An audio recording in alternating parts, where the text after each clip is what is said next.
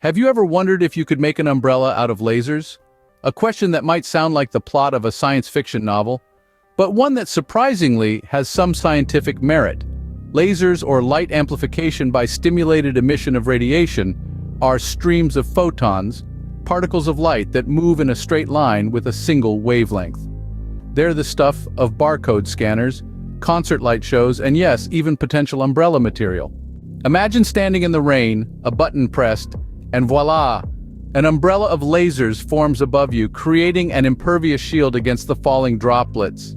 Sounds like something out of the future, right? But how far-fetched is this idea really? First, we need to understand how lasers work.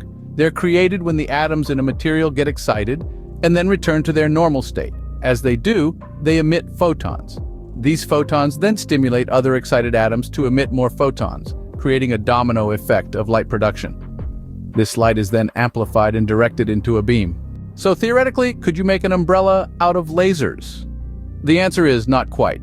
While lasers can generate heat and light, they can't physically stop or repel objects like raindrops. Lasers in fact pass through most non-solid objects, including raindrops. And even if they could, you'd need an enormous amount of power to create a laser umbrella, and that would be both impractical and dangerous. But don't lose hope just yet. Science is forever pushing boundaries, and who knows? Perhaps one day we'll have the technology to manipulate light in such a way that it can act as a physical barrier. Now, if you find the idea of laser umbrellas as fascinating as we do, why not hit that like button? It tells us that you enjoy our content and want to see more.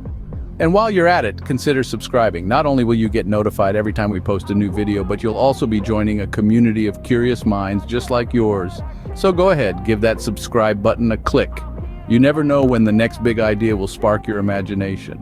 And who knows, maybe the next time it rains, you'll look up at the sky and imagine a world where umbrellas are made of lasers.